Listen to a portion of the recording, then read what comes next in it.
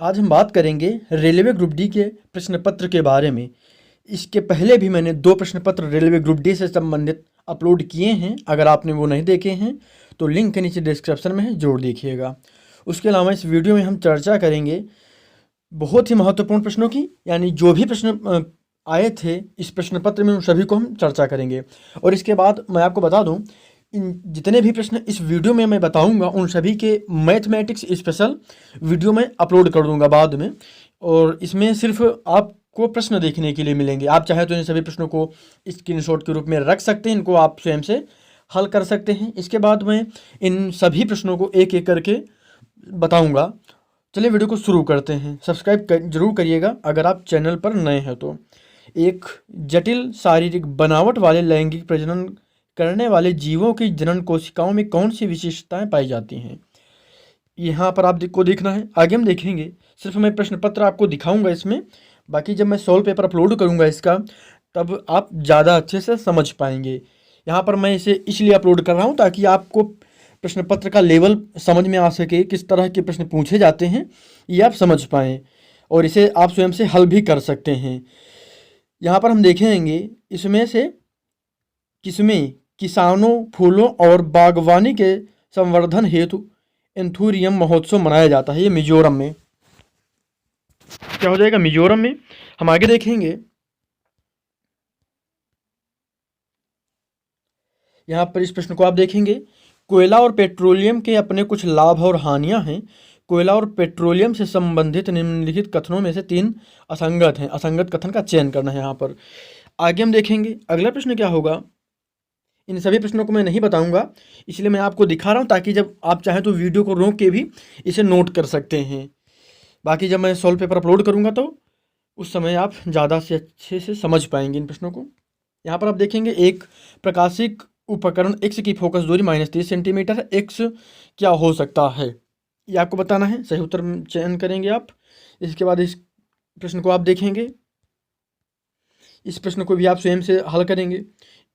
और आगे हम देख लेते हैं, और मैं आपको बता दूं, लासा मासा यानी लघुत्तम समापवर्तक और महत्तम समापवर्तक से संबंधित प्रश्न आपकी परीक्षा में पूछे गए हैं और इसके लिए मैंने एक फुल वीडियो अपलोड किया है, वो आप जरूर देखिएगा। निश्चित तौर पर अगर आप वो वीडियो देखते हैं तो लासा मासा यानी LCM और HCF से संबंधित कोई भी प्रश्न आपसे नहीं छूटेगा, तो उसे आप जरूर देखेंगे। उस वीडियो को देखने के बाद आप, एक तो सबसे बड़ा फायदा ये होगा कि उसमें मैंने ट्रिक्स बताई हैं और कुछ सूत्रों का भी प्रयोग किया है।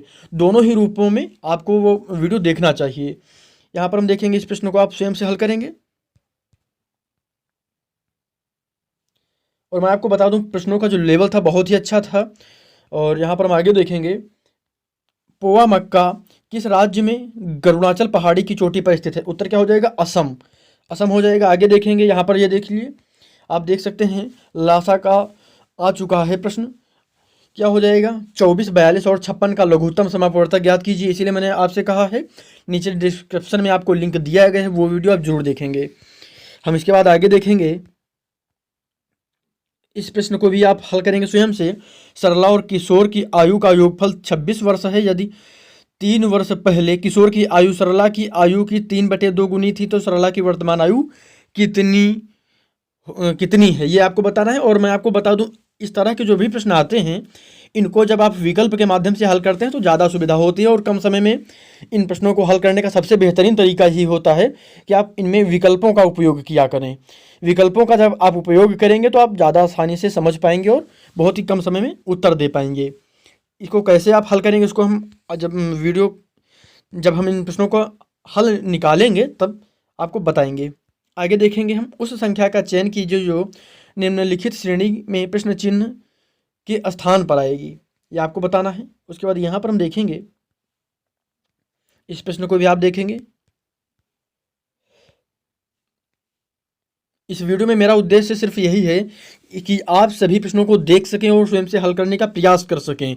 मैं 2-2, 4-4 प्रश्न करके सभी प्रश्नों को सॉल्व पेपर के रूप में अपलोड कर दूंगा वीडियो बना के, तो आप उन्हें जरूर देखिएगा। इसीलिए आप चैनल को सब्सक्राइब जरूर करिएगा। यहाँ पर हम देखेंगे, जुलाई 2022 तक प्राप्त जानकारी के अनुसार इंडियन प्रीमियर लीग यानी आईपीएल में सर्वाधिक रन 6411 का रिकॉर्ड किस खिलाड़ी के नाम पर है? उत्तर क्या होगा?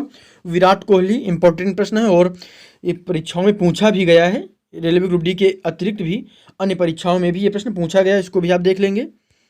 इसके बाद हम देखेंगे, इस प्रश्न को भी आप स्वयं से हल करेंगे। किस एंजाइम को पाचन प्रक्रिया में अपना कार्य करने के लिए हाइड्रोक्लोरिक अम्ल की उपस्थिति की आवश्यकता होती है? क्या हो जाएगा? पेप्सिन।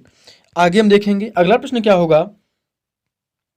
यहाँ पर हम देखेंगे, निम्न में से कौन सा विषय कालिक संश्लेषण की अवधारणा को की व्याख्या करने का प्रयास करता है? तो उत्तर क्या होगा? इतिहास। हम आगे देखेंगे, पत्तियों के पौधे के अन्य ऊतकों तक प्रकाश संश्लेषण के विलेय उत्पादों और अन्य पदार्थों के परिवहन की प्रक्रिया क्या कहलाती है? उत्तर क्या होगा? स्थानांतरण कहलाती है। उत्तर क्या हो जाएगा? स्थानांतरण। और हम आगे देखेंगे, कार्बन द्वारा प्रदर्शित श्रृंखलन गुण निम्न में से किस गुण को दर्शाता है? ये आपको देखना था। इंपॉर्टेंट प्रश्न है इसमें सभी। हम आगे देखेंगे, 8 सहगामी, यहां पर आप देख लेंगे इसको। इस प्रश्न को आप देखेंगे, 8 सहगामी है यहाँ पर, एक सीधी पंक्ति में उत्तर की ओर मुख करके बैठे हैं। जे इसको आप पूरा सवाल आप पढ़ लेंगे और सही उत्तर देंगे। उत्तर इसमें एफ जो है फर्स्ट ऑप्शन सही है। इसके बाद यहाँ पर बहुलक और माध्यिका से संबंधित एक प्रश्न पूछा गया था। और इसके बाद यहाँ पर हम देखेंगे, इसको भी आप देखेंगे स्वयं से। अभी मैं सिर्फ आपको प्रश्न पत्र दिखा रहा हूँ, बाकी जब मैं इनका सोल्व पेपर अपलोड करूँगा तो आप ज़्यादा अच्छे से समझ पाएंगे। मार्च 2022 में ये करंट अफेयर का प्रश्न था। यहाँ पर हम आगे देखेंगे, इसको भी आप देखेंगे। आप चाहे तो वीडियो को रोक भी सकते हैं और या फिर आप चाहे तो स्क्रीनशॉट भी रख सकते हैं। इन सभी प्रश्नों को आप देखेंगे। यहाँ पर क्या है, निम्न लिखित में से किस द्विघात समीकरण के मूल 3 और -2 हैं? यहाँ पर सही उत्तर क्या हो जाएगा? x² - x - 6 बराबर 0। हम आगे देखेंगे अगला प्रश्न क्या होगा। दिए गए समीकरण में किन दो चिन्हों के स्थान पर परस्पर बदल देने से समीकरण संतुष्ट हो जाएगा? ये आपको बताना था। माइनस और गुणे का चिन्ह यहाँ पर होना है। और इसके बाद हम यहाँ पर देखेंगे, भारत के मुख्य न्यायाधीश की नियुक्ति निम्न में से कौन करता है? भारत के राष्ट्रपति। उसके बाद यहाँ पर आप देखेंगे, दिशा से संबंधित एक प्रश्न पूछा गया था। और इसके अलावा यहाँ पर साधारण ब्याज और चक्रवृद्धि ब्याज से संबंधित एक प्रश्न आपसे पूछा गया था।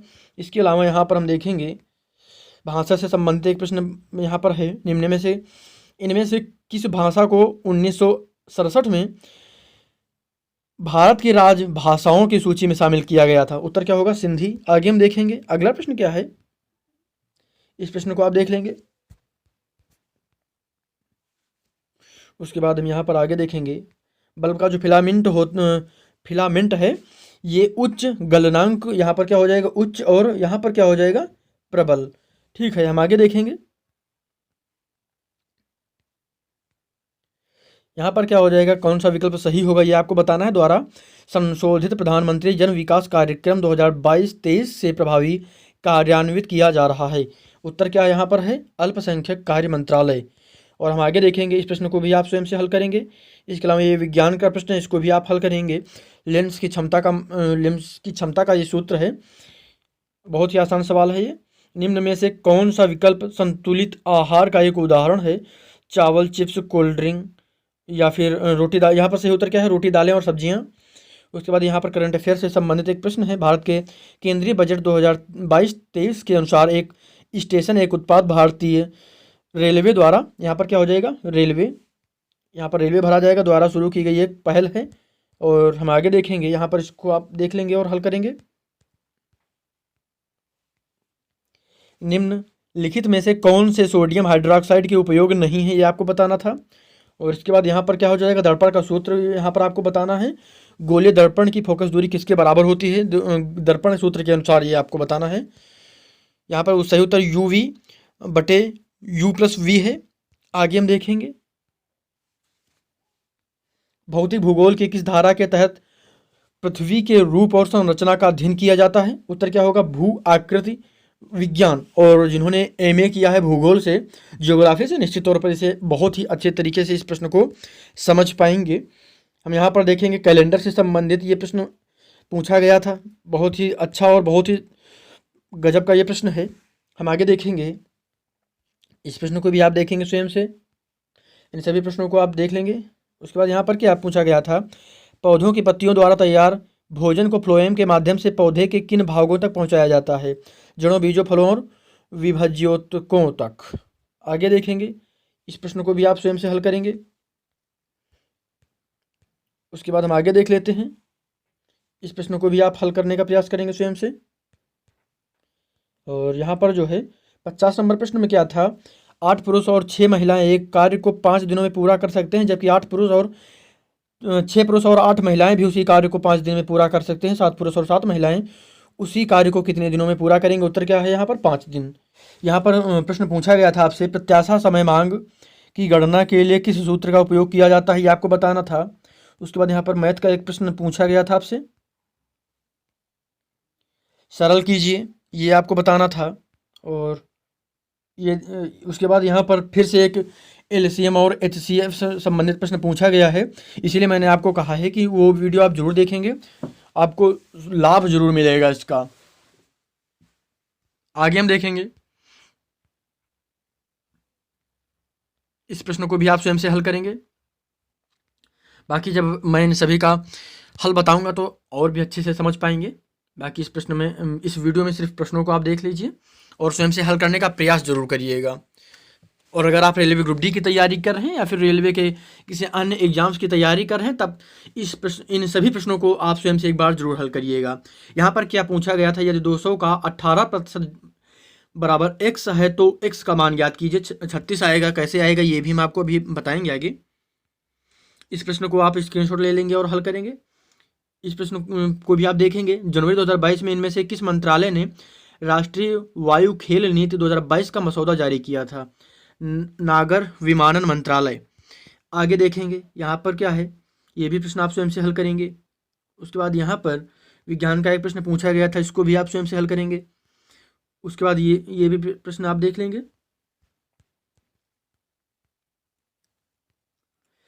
ये ट्रिग्नोमेट्री यानी त्रिकोणमिति से संबंधित एक प्रश्न पूछा गया था आपसे, बहुत ही गजब का प्रश्न है।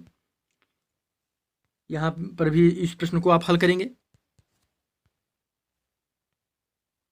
भारतीय संविधान से संबंधित मौलिक कर्तव्यों से संबंधित एक प्रश्न यहाँ पर पूछा गया था, स्वर्ण सिंह समिति, इसका सही उत्तर होगा। हम आगे देखेंगे, इस प्रश्न को भी आप स्वयं से देखेंगे। आरेख से संबंधित कई प्रश्न इस बार परीक्षा में पूछे गए थे, तो आप आरेख से संबंधित सभी प्रश्नों को हल जरूर करिएगा। यहाँ पर हम देखेंगे, विज्ञान से संबंधित सोडियम सल्फाइड और तनु हाइड्रोक्लोरिक अम्ल के साथ अभिक्रिया करता है तो दुर्गंध युक्त गैस उत्पन्न होती है। यह दुर्गंध युक्त गैस क्या है? H2S है। क्या है? H2S। हम आगे देखेंगे।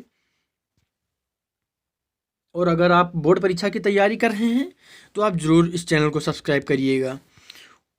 यहाँ पर हम देखेंगे, इस प्रश्न को भी मैं भी हल करवाऊंगा बाद में। यहाँ पर दिशा से संबंधित एक प्रश्न पूछा गया था, दूरी से संबंधित यहाँ पर प्रश्न क्या था, यदि जॉन 90 किलोमीटर की दूरी 30 किलोमीटर प्रति घंटा की चाल से तय करता है और 60 किलोमीटर प्रति घंटा की चाल से वापस आता है तो उसकी औसत चाल ज्ञात करना है। यहाँ पर 40 किलोमीटर प्रति घंटा आंसर सही होगा। किस तरह से होगा हम अभी आगे जब हल करवाएंगे तब बताएंगे। यहाँ पर आप देख पाएंगे, इन सभी प्रश्नों को आप वीडियो को रोक के भी देख सकते हैं। Mahindra and Mahindra financial services limited एक भारतीय ग्रामीण गैर बैंकिंग वित्तीय कंपनी है जिसका मुख्यालय कहाँ पर है? मुंबई में है। हम आगे देखेंगे, अगला प्रश्न यहाँ पर क्या होगा, उन मूलभूत आवश्यकताओं की पहचान कीजिए जिन्होंने वैज्ञानिकों को तत्वों के वर्गीकरण की ओर अग्रसर किया। केवल थर्ड यहाँ पर ऑप्शन सही होगा। उसके बाद इस प्रश्न को आप देखेंगे, भारत के उष्ण कटिबंधीय वनस्पति क्षेत्रों में वार्षिक औसत तापमान की सीमा क्या है? 17 डिग्री सेल्सियस से 24 डिग्री सेल्सियस। यहाँ पर विज्ञान से संबंधित एक प्रश्न पूछा गया तो इसको आप स्वयं से हल करेंगे। इस प्रश्न को भी आप देखेंगे। उसके बाद यहाँ पर क्या प्रश्न पूछा गया था, बलवंत राय मेहता समिति ने 1957 में भारत में एक क्या किया था, पंचायती राज प्रणाली की स्थापना के लिए सिफारिश की थी, तो त्रिस्तरीय पंचायती राज प्रणाली की स्थापना के लिए सिफारिश की थी। उसके बाद इस प्रश्न को आप देखेंगे, आरेख से संबंधित मैंने अभी आपको बताया है, निश्चित तौर पर उसे आप सोल्व करिएगा। आरेख से संबंधित प्रश्न कई बार पूछे गए हैं। इसको आप देखेंगे, करंट अफेयर से संबंधित प्रश्न है ये। इसके बाद यहाँ पर आप देखेंगे, इस प्रश्न को भी आप स्वयं से हल करेंगे, और विज्ञान का ये प्रश्न है, इस प्रश्न को भी आप हल करेंगे। इन सभी प्रश्नों को मैं दिखा रहा हूँ, बाकी अभी जब हल करवाऊंगा तो और अच्छे से आप समझ पाएंगे। यहाँ पर भी ब्याज से संबंधित प्रश्न है, और मैं साप्ताहिक करंट अफेयर के वीडियो अपलोड करने वाला हूं, तो आप उन्हें ज़रूर देखिएगा। निश्चित तौर पर आपकी परीक्षाओं के लिए बहुत ही कारगर प्रश्नों के साथ मैं साप्ताहिक करंट अफेयर का वीडियो शुरू करने वाला हूं। साप्ताहिक करंट अफेयर की जो भी क्लासेज होंगी वो बहुत ही बेहतरीन मैं देने का प्रयास करूंगा। निश्चित तौर पर उसका लाभ आप सभी को मिलेगा, इसीलिए आप चैनल को सब्सक्राइब करिएगा, और उम्मीद करता हूँ आपको ये वीडियो भी पसंद आया होगा। अगर आपने अभी तक चैनल को सब्सक्राइब नहीं किया है तो सब्सक्राइब जरूर करिएगा। ये टोटल 100 प्रश्न थे। ये वीडियो कैसा लगा कमेंट करिएगा, और उम्मीद करता हूँ ये सारे प्रश्न आप स्वयं से एक बार हल करेंगे। इसके अलावा इन सभी प्रश्नों के सॉल्व पेपर मैं अपलोड कर दूंगा बाद में, तो उन्हें आप जरूर देखिएगा। पूरा वीडियो देखने के लिए आपका बहुत बहुत धन्यवाद।